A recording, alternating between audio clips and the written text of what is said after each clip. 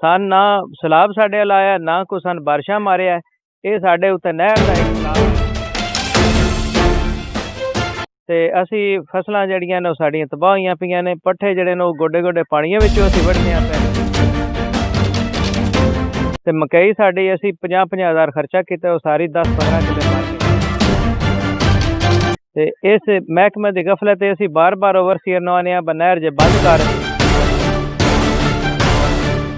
खबरों का सिलसिला आगे बढ़ाते हुए आपको अपडेट करते हैं कादराबाद से।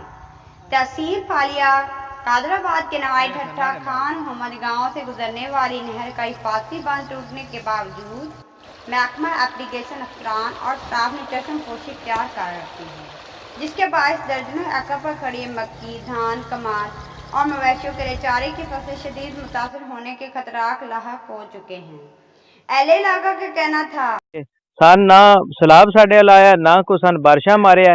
ये साडे उत्ते नहर दा इक सैलाब आया पिया ते असी फसलां जड़ियां ने साडियां तबाह होईयां पईयां ने। पट्ठे जड़े ने गोडे गोडे पानियां विचों असी वढ़ने पे ते मकई साडी असी 50-50 हज़ार खर्चा कीता, वो सारी 10-15 किले मर गई है। ते इस महकमे दी गफलत असी बार बार ओवरसीयर नवाने नहर जे बंद कर इन ठीक करा। वो एक बारी बंद करांदे ने, बंद करा के ते फिर हफ्ता लग जांदा है। उस तो बाद ना वो बंदे ने कट उंजे लगा रहिंदा है, दोबारा पानी छुड़ा देंदे ने। हुण तीसरी वार है, मैं तकरीबन पूरा मतलब महीना हो गया उन्होंने फोन कर रहे हैं, फोन का रिकॉर्ड मेरे को मौजूद है। ते ओवरसीयर नाल गलबात करदे हैं, वो लारे लप्पे लाई रखदा है। अब क्रेन आ रही है, बेलदार आ रहे हैं, ना कट बंद करांदा है, कट बंद कराए तो बगैर ही फिर पानी छड्ड देंदा है।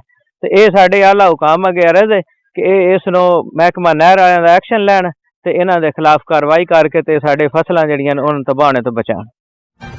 हर लम्हा हर खबर शान से